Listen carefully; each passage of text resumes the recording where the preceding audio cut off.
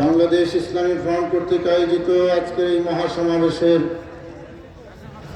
সম্মানিত সভাপতি, আহলে সুন্নাত ওয়াল জামাত বাংলাদেশের সম্মানিত চেয়ারম্যান সহ সম্মানিত উলামায়ে কেরাম, নেতৃবৃন্দ এবং উপস্থিত এই বিশাল মহাসমাবেশে আমার সাথী বন্ধুরা, আসসালামু আলাইকুম ওয়া রাহমাতুল্লাহি ওয়া বারাকাতুহু।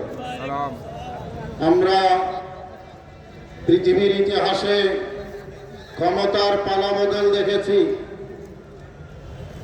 বিভিন্ন আদর্শের উত্থান দেখেছি, বিভিন্ন রাজনৈতিক অরাজনৈতিক শাসন দেখেছি। আমরা আহলে সুন্নাত ওয়াল জামাত আজকে এই মহাসমাবেশে একটি দাবির সাথে বিশেষ করে ঐক্যমত পোষণ করার জন্য আমরা হাজির হয়েছি। সেটা হলো, এই দেশে সুফিবাদী মুসলমান সংখ্যাগরিষ্ঠ এই জায়গায় সবচেয়ে বেশি অবহেলিত এই সুফিবাদী সুন্নি জনতা, ঠিক কিনা? আমরা আমাদের অধিকার কিভাবে আদায় করা যায়, বাংলাদেশ ইসলামী ফ্রন্টের যে দাবি, অধিকার বঞ্চিত সুফিবাদীদের অধিকার আদায়ের লক্ষ্যে আজকের এই মহাসমাবেশ। আমি মনে করি বাংলাদেশে যেই স্বাধীনতা যুদ্ধ হয়ে বাংলাদেশ স্বাধীন হয়েছে, পাকিস্তানি শাসক গোষ্ঠীকে আমরা 9 মাস রক্তক্ষয়ী যুদ্ধের মাধ্যমে পরাজিত করে এই বাংলাদেশ স্বাধীন করেছি। স্বাধীনতার পরেও বাংলাদেশের শান্তি কিন্তু প্রতিষ্ঠিত হয় নাই, ঠিক কিনা ভাইরা?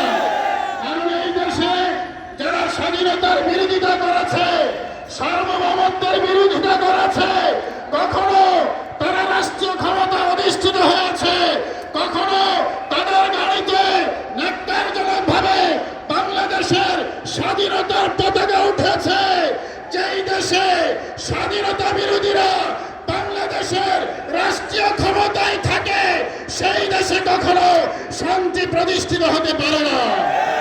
আমরা জানি এই দেশে কারা বোমাবাজি করেছে, বাবা শাহজালালের মাজারে তারা বোমাবাজি করেছে, তারা সেই বোমাবাজদেরকে সমর্থন দিয়েছে। যারা বোমাবাজি করেছে, যারা সমর্থন দিয়েছে, তাদের আর অস্তিত্ব নাই। কথা বলেন ঠিক কিনা?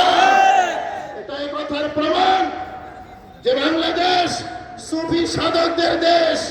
আমরা আহলে সুন্নাত ওয়াল জামাত দ্ব্যর্থহীন ভাষায় শাসক গোষ্ঠীকে বলে দিতে চাই, শান্তি যদি প্রতিষ্ঠা করতে হয়, মদিনার আদর্শের কোনো বিকল্প নাই। আমরা মোহাম্মদ আলী জিন্নাহর আদর্শ নিয়ে কাজ করি না, আমরা গান্ধী পরিবারের আদর্শ বাস্তবায়নের জন্য কাজ করি না। আমরা কাজ করি 1400 বছর আগে আমার দয়াল নবী যে আদর্শ আমাদেরকে দিয়ে গেছেন, সেই আদর্শ প্রতিষ্ঠার জন্য। এই আদর্শ যেখানে থাকবে, শান্তি সেখানে থাকবে। দয়াল নবীর আদর্শ ছাড়া শান্তি কখনো কল্পনা করা যায় না, ঠিক কিনা? আমরা আহলে সুন্নাত ওয়াল জামাত আজকে লক্ষ লক্ষ কর্মী রাজধানী ঢাকায় এসেছে। আমরা ঘরে বসে থাকলে আমাদেরকে অধিকার কেউ দিয়ে যাবে না।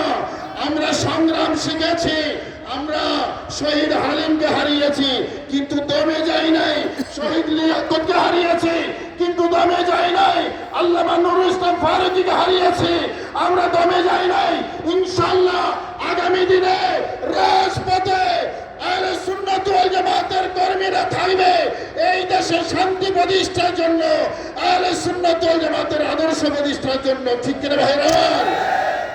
আমরা যখন আন্দোলন করতে শিখেছি, আন্দোলন সামনে চলবে। টেকনাফ থেকে তেতুলিয়া, রূপসা থেকে পাথুরিয়া, আহলে সুন্নাত ওয়াল জামাতের এই আদর্শ প্রতিটা জেলায়, প্রতিটা উপজেলায়, প্রতিটা থানায়, প্রতিটা ইউনিয়নে, প্রতিটা ওয়ার্ডে, প্রতিটা গ্রামে থেকে রান্নাঘর পর্যন্ত আমরা আহলে সুন্নাত ওয়াল জামাতের এই শান্তির বাণী পৌঁছে দিতে চাই। আপনারা রাজি আছেন তো? আল্লাহ সবাইকে তৌফিক। আসসালামু আলাইকুম ওয়া রাহমাতুল্লাহি ওয়া বারাকাতুহু।